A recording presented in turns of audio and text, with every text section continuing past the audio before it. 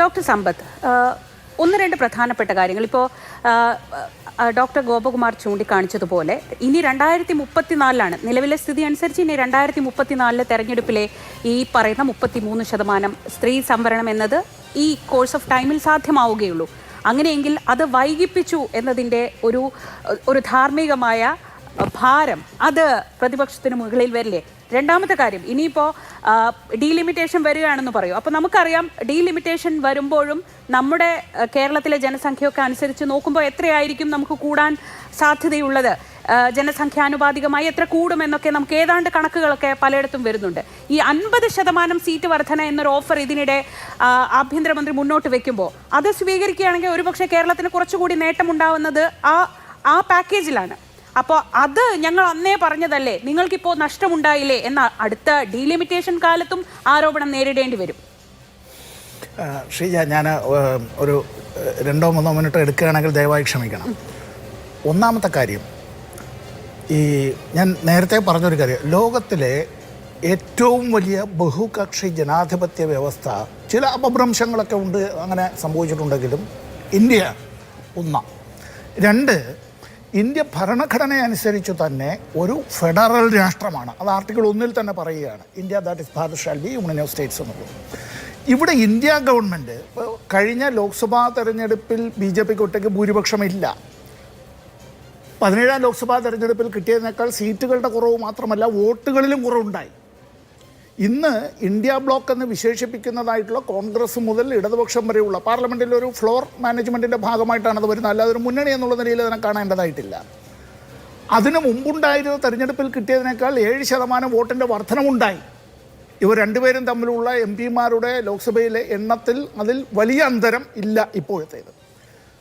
ഈ ഏതാനും മണിക്കൂറുകൾ കൊണ്ടോ ദിവസങ്ങൾ കൊണ്ടോ ആഴ്ചകൾ കൊണ്ടോ ആണോ ഇത്തരത്തിലൊരു പാർലമെൻറ്റ് തെരഞ്ഞെടുപ്പുമായി ബന്ധപ്പെട്ടും 28 സംസ്ഥാനങ്ങളിലെയും കേന്ദ്രഭരണ പ്രദേശങ്ങളിലെയും നിയമസഭകളിലെ ഈ ഡീലിമിറ്റേഷനെ സംബന്ധിച്ചുള്ള കാര്യം ഇങ്ങനെ ഈ ദോശ ചുട്ടെടുക്കുന്നതിനേക്കാൾ ലാഘവത്തോടു കൂടിയാണോ ഇങ്ങനെ കൊണ്ടുവരേണ്ടത്?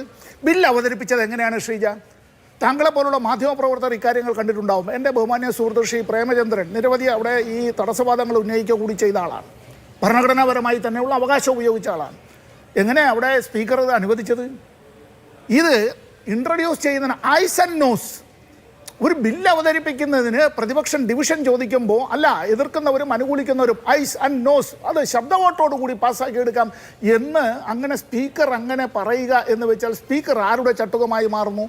ഇപ്പം നമ്മൾ നാരീശക്തിയെക്കുറിച്ചും മറ്റു കാര്യങ്ങളും ബഹുമാന്യനായ സുഹൃത്ത് ശ്രീ ജയചന്ദ്ര മാഷയുടെ ചില കാര്യങ്ങൾ പറഞ്ഞു. ഞാനൊന്ന് ചോദിക്കട്ടെ അദ്ദേഹത്തിനോട്, ഇന്ത്യയുടെ പാർലമെൻറ്റ് എന്നുള്ളത് ഇന്ത്യയുടെ ഭരണഘടന അനുസരിച്ച്, ഈ ഭരണഘടനയിലെ 79 ആർട്ടിക്കിൾ 79 അനുസരിച്ച് ഇന്ത്യയുടെ പാർലമെൻറ്റ് എന്നുള്ളത് there shall be a parliament for the union which shall consist of the president and 2 houses to be known respectively as the council of states and the house of the people. ഞാനിത് എടുത്തത് ബോധപൂർവമാണ്. പുതിയ parliament മന്ദിരം ഉദ്ഘാടനം നടത്തി. ഈ പാർലമെൻറ്റിൽ അംഗമല്ല എങ്കിൽ പോലും രാഷ്ട്രപതി ഇല്ലാതെ പാർലമെൻ്റ് ഇല്ല, മനസ്സിലായില്ലേ? ഉപരാഷ്ട്രപതി പാർലമെൻറ്റിൻ്റെ ഭാഗമായി പറയുന്നില്ല.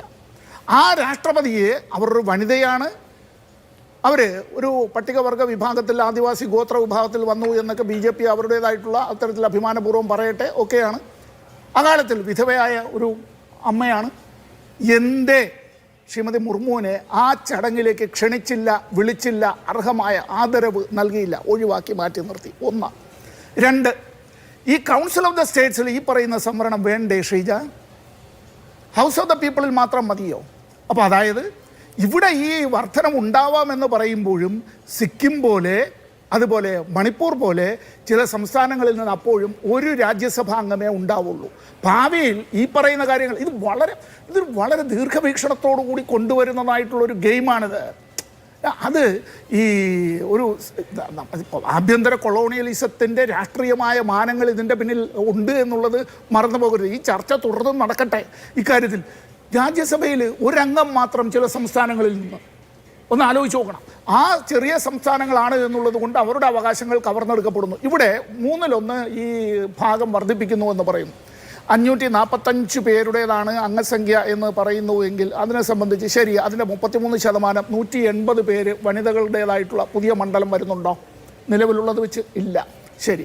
അപ്പോൾ 2011 കാനേഷുമാരി കണക്കെടുപ്പ് വെച്ചുകൊണ്ട് ചെയ്യുകയാണ്. ഏറ്റവും ഒടുവിലത്തെ ഈ കാനേഷുമാരി കണക്കെടുപ്പ് അതിൻ്റെ 10 കൊല്ലം കഴിഞ്ഞ് എന്തേ നടന്നില്ല? നമ്മൾ ഈ ചർച്ച നടത്തുന്ന 2026-ലാണ്. ആരാണ് സെൻസസ് നടത്തേണ്ടിയിരുന്നത്? അത് ഇന്ത്യ ഗവൺമെൻറ്റാണ്.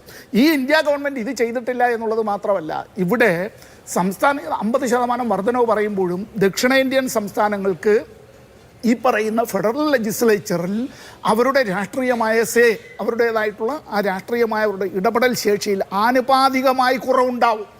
ആനുപാതികമായ വർധനവ് ചില ഉത്തരേന്ത്യൻ സംസ്ഥാനങ്ങൾക്കുണ്ടാകും. അതായത് 19ാം ലോക്സഭാ തെരഞ്ഞെടുപ്പാകുമ്പോൾ തങ്ങൾക്ക് കൈവശത്തിൽ ഇത്തരത്തിൽ മാനേജ് ചെയ്യാൻ, മാനിപ്പുലേറ്റ് ചെയ്യാൻ, ജെറിമാൻഡറിങ് നടത്തിയ ഈ പറയുന്നതായിട്ടുള്ള മണ്ഡലങ്ങൾ വെച്ചുകൊണ്ട് വീണ്ടും അധികാരത്തിലേക്ക് എന്നുള്ള നിലയിലേക്ക് ഇതിലെന്തെങ്കിലും പിശകുകൾ കണ്ടെത്തിയാൽ പാത്തുനിന്നവന് 10 പണം പിഴ എന്ന് ഞങ്ങൾ തിരുവനന്തപുരംകാർ പറയുന്നത് പോലെ ചില കാര്യങ്ങൾ മാപ്പ് പറയുന്ന പ്രധാനമന്ത്രിയോട് ഞാൻ ഒറ്റ സെക്കൻഡ് കൊണ്ട് നിർത്താം.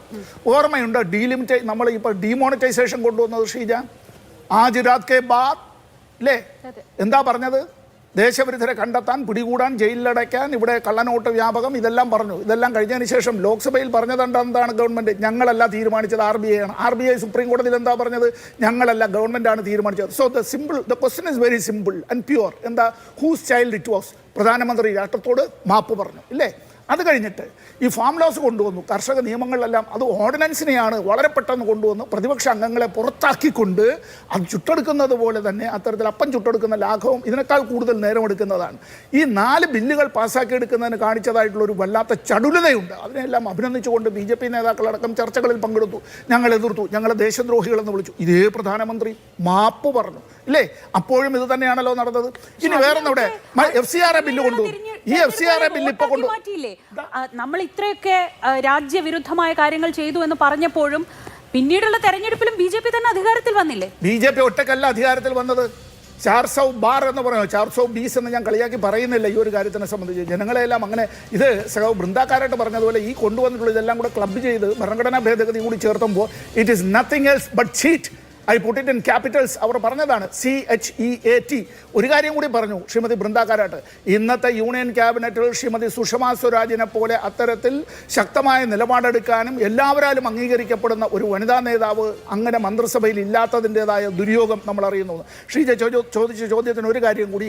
കഴിഞ്ഞ ലോക്സഭാ തെരഞ്ഞെടുപ്പിൽ NDAക്ക് ആ മുന്നണിയിലുള്ളവർക്കെല്ലാം കൂടി കിട്ടിയത് 46.2% വോട്ടാണ്. ഇന്ത്യ ബ്ലോക്ക് എന്ന് പറയുന്നത് ഞങ്ങൾ ഉൾപ്പെടെയുള്ള എല്ലാവരും പരസ്പരം ഞങ്ങൾ തമ്മിൽ പല വിധത്തിലുള്ള വ്യത്യസ്ത അഭിപ്രായങ്ങളുണ്ടെങ്കിലും 41.3% എന്നുകൂടി മനസ്സിലാക്കണം. ഇന്ത്യയിലെ ഈ പാർലമെൻറ്റ് തെരഞ്ഞെടുപ്പുകൾ ജനപ്രാതിനിധ്യ നിയമം അനുസരിച്ച് നടപ്പാക്കുമ്പോൾ മുമ്പ് VMS നമ്പൂതിരിപ്പാട് ജീവിച്ചിരുന്ന കാലത്ത് AB വാജ്പേയി അടക്കം യോജിച്ചൊരു കാര്യമുണ്ട്. നമ്മുടെ തെരഞ്ഞെടുപ്പ് സമ്പ്രദായത്തിൽ സമൂലമായ പരിഷ്കരണം അനിവാര്യമാണ്. ഭാഗികമായ ലിസ്റ്റ് സമ്പ്രദായം അടക്കം ഉൾപ്പെടുത്തണം. ശ്രീലങ്കയിലെല്ലാം അങ്ങനെയുണ്ട്.